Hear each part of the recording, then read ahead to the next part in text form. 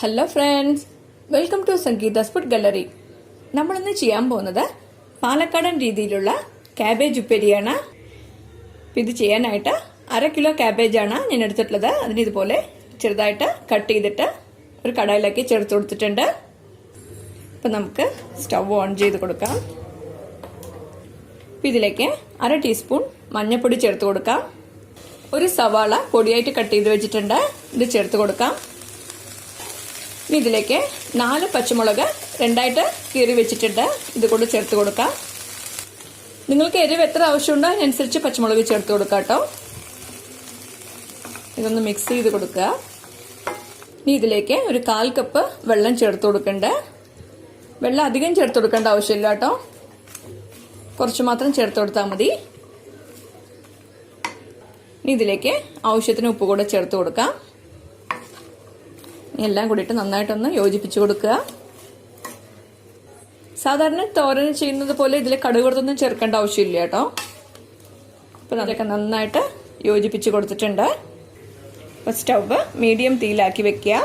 എന്നിട്ട് ഇത് അടച്ചു വെച്ചിട്ട് നന്നായിട്ടൊന്ന് വേവിച്ചെടുക്കണം. ഇടയ്ക്കൊന്ന് ഇളക്കി കൊടുത്തോണ്ടിരിക്കണം കേട്ടോ, അപ്പോഴേ എല്ലാ ഭാഗവും നന്നായിട്ട് വേവുള്ളൂ.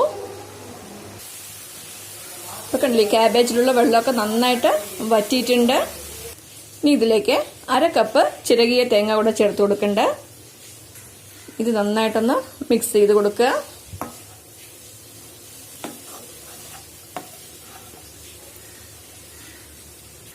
ഇനി ഇതിലേക്ക് കുറച്ച് കറിവേപ്പില ചേർത്ത് കൊടുക്കാം. ഇനി ഇതിന്റെ മുകളിലേക്ക് അവസാനമായിട്ട് ഒരു 1.5 ടേബിൾ സ്പൂൺ വെളിച്ചെണ്ണ ചേർത്ത് കൊടുക്കാം. ഇതെല്ലാം കൂടിയിട്ട് നന്നായിട്ടൊന്ന് യോജിപ്പിച്ച് കൊടുക്കുക. നമ്മളിതിൽ കടുക് വറുത്തൊന്നും ചേർക്കുന്നില്ല. ഈ കറിവേപ്പിലയുടെയും പച്ചവെളിച്ചെണ്ണയുടെയും തേങ്ങയുടെ എല്ലാം കൂടി ഒരു നല്ല മണമായിരിക്കും. ഇതൊക്കെ നന്നായിട്ട് യോജിപ്പിച്ചിട്ടുണ്ട്. ഇനി നമുക്ക് 1 മിനിറ്റ് കൂടെ ഒന്ന് അടച്ചു വെച്ചിട്ട് വേവിച്ചെടുക്കണം. ഇനി നമുക്ക് ഓപ്പൺ ചെയ്ത് നോക്കാം.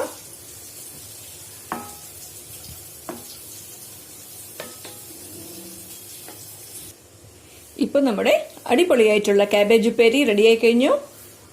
ഇത് വളരെ എളുപ്പത്തിൽ തന്നെ ചെയ്യാൻ പറ്റുന്ന റെസിപ്പിയാണ്. നിങ്ങൾ എല്ലാവരും ഈ റെസിപ്പി ട്രൈ ചെയ്ത് നോക്കണം. ഇഷ്ടമായെങ്കിൽ ലൈക്ക് ചെയ്യാനും ഷെയർ ചെയ്യാനും സബ്സ്ക്രൈബ് ചെയ്യാനും മറക്കരുത്. നിങ്ങളുടെ ഫീഡ്ബാക്ക് അറിയിക്കും വേണം. Thanks for watching.